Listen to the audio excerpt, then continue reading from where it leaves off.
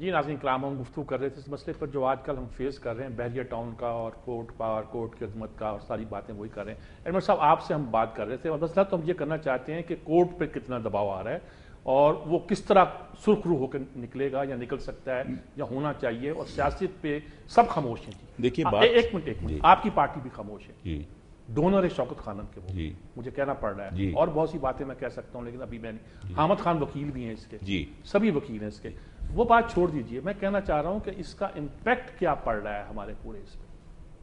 بات یہ ہے کہ اول تو میں آپ نے سب کی ذکر کیا، میں کہہ رہا ہوں میں کس کے ہاتھ پہ اپنا لہو تلاش کروں، تمام شہر نے پہنے ہیں یہ بالکل ایک چیز ہے اس میں. بالکل ابھی اصل میں سمجھتا ہوں یہ پریشر لایا گیا. میرا خیال ہے کہ شاید ملک صاحب کا خیال میں یہ تھا کہ جب ایسی کوئی بات آئے گی چیف جسٹس صاحب فوراً ریزائن کر دیں گے. میرا ذاتی خیال ہے. آبجیکٹو کیا ہے، میرا خیال ہے کہ اخلاقیات کے اوپر بیس کے رکھ کے ان کی توقع، یا جن لوگوں نے بھی اگر یہ سازش ہے اگر کیا ہے تو ان کی توقع یہ ہوتی کہ دیکھیں نا میرا بیٹے کے خلاف ہو، امبیرسنگ پوزیشن ہو جائے تو پھر آپ چیف جسٹس کیسے رہ سکتے ہیں. تو میرا خیال ہے توقع یہ تھی. میں سمجھتا ہوں سر، میں یہ سمجھتا ہوں کہ چیف جسٹس کو میں چونکہ توقع یہ تھی، میں توقع کی بات کر رہا ہوں. میں چیف جسٹس صاحب کو 25 سال سے جانتا ہوں. چیف جسٹس صاحب اس وقت بہت بڑے امتحان سے گزر رہے ہیں. اتنا بڑا میں نے اس سے زیادہ محبت کرنے والا باپ نے دیکھا. میری بیٹیاں اور ان کی بیٹیاں ایک اسکول میں پڑھتی تھیں. Chief justice Punjab Balochistan high court کی حیثیت سے ہمیشہ پیرنٹ ٹیچر میٹنگ میں خود شریک ہوتے تھے. کوئی جرنیل، کوئی بیوروکریٹ، کوئی سیاستدان شریک نہیں، سب پیرنٹ ٹیچر میٹنگ میں ریگولرلی آتے تھے. یہ جو ارسلان بیٹا ہے، ایک زمانے میں انہوں نے جیلوں کا کام شروع کیا تھا، اس کو کبھی کبھی ساتھ لے کے جاتے تھے کہ آؤ دیکھو کہ کیسے لوگوں کو محبت کرنے والا باپ ہے، شدید قسم کی محبت. وہ جو ہے نا حضرت ابراہیم کو کہا کہ تمہیں ہم نے رحم دل، سب سے رحم دل تھا، پھر کہا چھری ہے اب تمہارے ہاتھ میں، اب پھیر کے دکھاؤ. یہ والی کیفیت، بہت بڑی دعا کی ضرورت ہے اس کی استقامت کے لیے. بہت بڑی دعا کی ضرورت ہے، بہت بڑا قدم. کیونکہ یہ اکیلا ٹرائل پہ نہیں ہے، سسٹم پورا انصاف ٹرائل کے اوپر ہے. اس کو کیوں جناب جی بڑی اہم بات کی میں آپ کو کچھ خدمت میں آپ کے عرض کروں گا. بالکل دو مختصر فکرے کر کے نا میں موضوع پہ آ جاؤں گا. پہلی بات تو ہم جو لوگ بھولتے ہیں ہم کہ انسان جو ہے نا وہ درندہ اور فرشتہ کا بلینڈ ہے، درمیان میں. ٹھیک ہے، اس میں درندگی بھی ہے اور اس میں اچھائی بھی ہے. دوسری بات یہ ہے کہ قرآن کہتا ہے کہ انسان درندگی کی طرف زیادہ مائل ہوتے ہیں. اب ہم دیکھتے ہیں ان اصولوں کو اپنا کے کہ اگر آپ ان اصولوں کو سامنے رکھیں تو پاکستان کی تاریخ میں پاکستان کو فارمیٹو پیریڈ صرف 7 سال ملے ہیں. 14 اگست کو ہی آزاد ہوا اور غلام محمد صاحب نے 1954 میں لاقانونیت کی نوٹیفیکیشن ایشو کر دی. کیوں؟ کہ ہم مشرقی پاکستان پر غالب رہنا چاہتے تھے. یہاں کا دانشور بھی، یہاں کا جج بھی، یہاں کا فوجی بھی، اور یہاں کا ہر آدمی مشرقی پاکستان کو برابر کا بھائی ماننے کو تیار نہیں تھا. تو چنانچہ 1954 سے اس ملک پر لا قانونیت کی حکومت. اب آپ نے دیکھ لیا ایوب آیا، ضیاء الحق آیا، تو لا قانونیت میں پرورش کیا پاتی ہے؟ منفی جبلت ہے. جب منفی جبلتیں پرورش پیدا ہوں گی تو وہاں سچائی ڈوب جائے گی، جھوٹ غالب آ جائے گا. تو اس کا مطلب کہ اب منفی جبلتوں کی اور مثبت جبلتوں کی لڑائی ہے. اب ہم نے یہ ان کا جو اولیاء صاحب نے یہ ان کا جھگڑا ہے.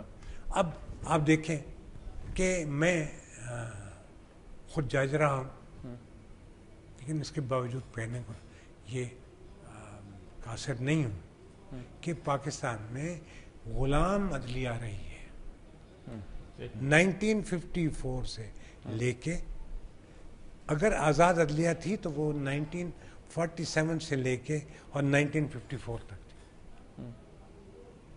54 سے لے کے اور آج تک سب سروینٹ جوڈیشری رہی ہے، سب سروینٹ.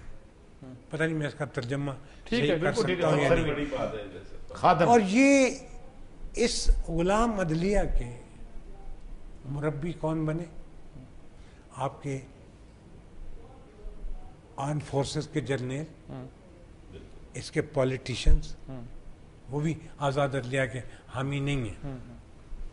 اور نمبر 3 آپ کا فیوڈل لارڈ اور آپ کا بزنس مین. اللہ کا ایک شکر ہے آپ پہ، خدا کیا چیز ہے ہمیں پتہ نہیں، سب باتیں کرتے رہتے ہیں. لیکن میں آپ کو کہتا ہوں کہ جس دن افتخار نے نا کی رویہ ڈالی، ورنہ وہ پی سی او کے تحت انہوں نے بھی حلف لیا تھا، لیکن جب انہیں نا کی، جب اللہ نے ان کو نہ کی توفیق دی، تو وہ نہ جو تھی نا، اس نے اس ملک میں نئی روایت پیدا کی. ٹھیک ہے. اور یہ روایت کو ایکسیپٹ کرنے کے لیے کوئی تیار نہیں. پتہ نہیں میں بھی نہ ہوں، آپ بھی نہ ہوں. تو اب عدلیہ نے اس ملک کے قانونی لا قانونیت کی بجائے قانون کی حکمرانی کے لیے راستے تلاش کرنے شروع کیے. وہ سفر ابھی جاری ہے، وہ میرا خیال ہے 1/3 بھی پورا نہیں ہوا. تو اس کی اگر آپ دیکھیں گے کانٹیکس میں آپ دیکھیں گے تو آپ دیکھیں گے کہ اس وقت عدلیہ پر حملہ آور ہر باثر جس کے منہ میں 2 زبانیں ہیں اور دولت، طاقتور دولت، اور جی اس کے ہمیشہ زبانیں 2. غریب آدمی عدلیہ کے خلاف نہیں بول رہا. حیران کن بات دیکھیں. اب میں آگے آپ کو بڑھاتے ہوئے جو بات عرض کروں گا، ہم صرف اس کو اس کانٹیکس میں بحث نہیں کر سکتے. افتخار نے ایک روایت قائم کی، اب افتخار بھی تو ٹیسٹ میں آئے گا نا. اب دوسری جو ٹیسٹ ہے وہ اب اس کا یہ ہے کہ اس کے بیٹے پر شدید ترین الزام لگائے گا.